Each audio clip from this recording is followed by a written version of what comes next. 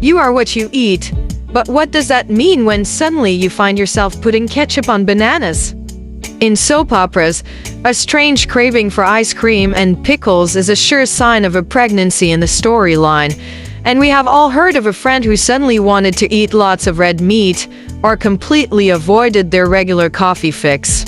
In fact, at least 75% of pregnant women crave specific foods at some stage during their 40 weeks.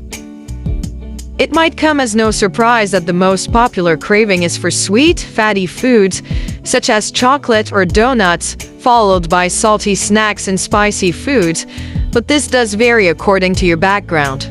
In Tanzania, for example, meat is the #1 pregnancy craving, with mangoes, yogurt, and oranges coming close behind, whereas Cambodian women crave significantly spicy and salty foods.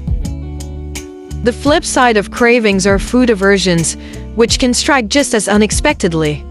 The sudden and compulsive nature of a food craving or aversion can be very surprising. You simply must have that burnt toast with lots of butter, no matter the time of day or night. When do these curious likes and dislikes strike?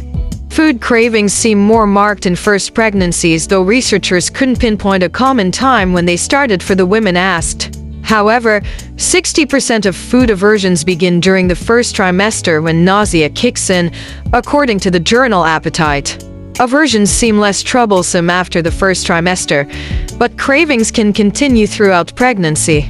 A study from the same journal also found that women consume significantly more sweet food during the second trimester, while University of Connecticut researchers have tracked an increase in cravings for salty foods as the weeks progress.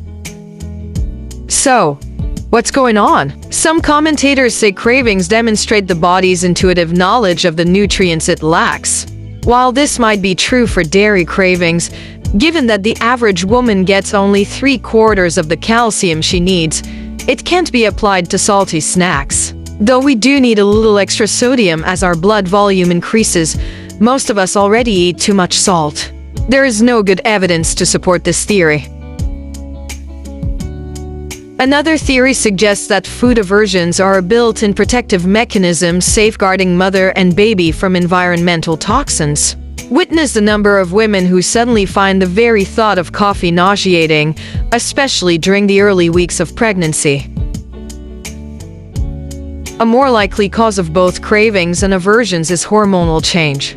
Researchers have tracked cravings in relation to levels of progesterone and prolactin, which can influence appetite. Hormonal changes have a sensitizing effect on our sense of smell and taste, and there seem to be strong links too with the texture of the foods craved. Ice is a popular pregnancy craving for the delicious crunch as much as its cooling and hydrating effects. One study found that pregnant women who noticed a change in their sense of smell had substantially more cravings.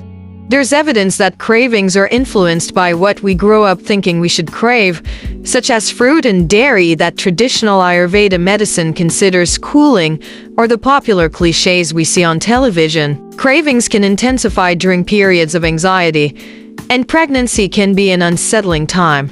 It's tempting to turn to comfort foods, and many pregnant women express a longing for bland childhood favorites, such as grilled cheese sandwiches, pudding, or buttered pasta.